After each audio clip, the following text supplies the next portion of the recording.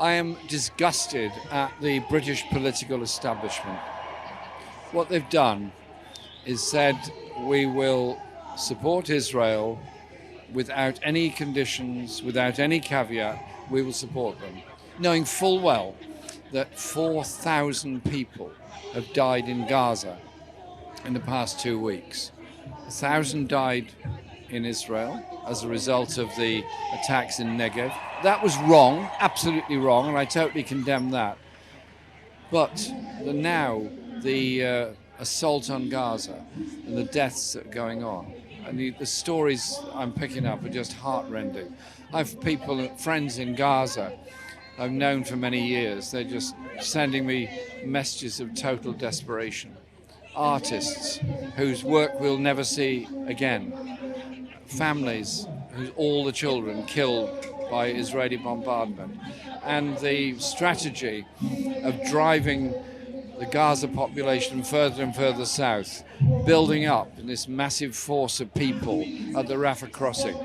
Whatever Egypt says, at some point, those people are going to cross. They're going to be in the Sinai. And are we going to see the creation of another Gaza in the Sinai? This is appalling. And today, finally, after a lot of good work by the World Health Organization and the UN, and many others, the crossing at Rafah was open for the vehicles to come in, 20 of them.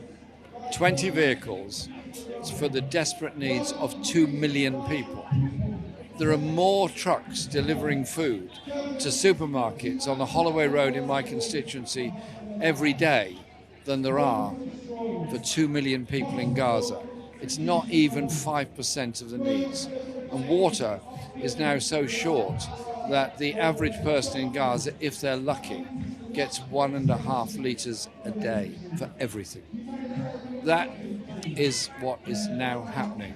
And we are bystanders and observers. All we can do is raise our voice here.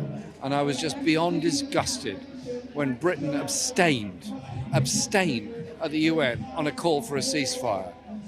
And President Biden instructed the US delegate to veto the majority decision, which was to call for a humanitarian pause.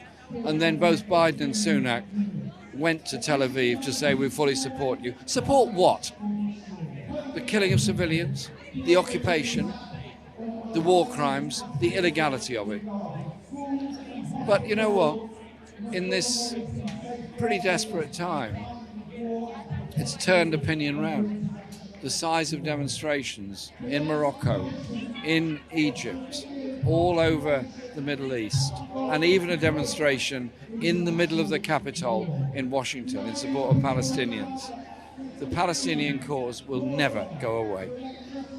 Obviously, over the last fortnight, we've seen large parts of the media misrepresent the views of lots of people within the pro-Palestinian movement, including some of your own views. What do you think of the media's response to what's going on in Israel and Gaza?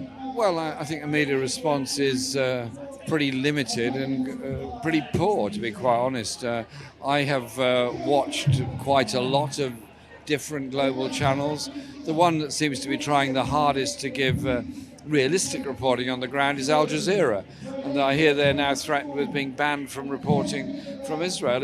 Al Jazeera have done well, but I think the endless idea of somehow or other balance and there's an equality between Israel and Palestine, no, there isn't. The West Bank is under occupation. The West Bank has 500,000 settlers placed there by Israel. Gaza is under siege and isn't even managed by the administration in the West Bank anyway. There isn't an equality. What we're just seeing is a very powerful, highly militarized nation steamrollering the Palestinian people. Why don't you think we've seen more MPs come out in support of Palestine over the past couple of weeks? Good question. I find it very disappointing that today there's a number of us here. A number of MPs are here today, Claudia Webb, myself, John McDonnell, Absana Begum, and we're making our presence and voice heard. But I say to my colleagues, think about this. There's war crimes being committed. Yes, the invasion of Ukraine by Russia is wrong. The occupation of Palestine is also wrong.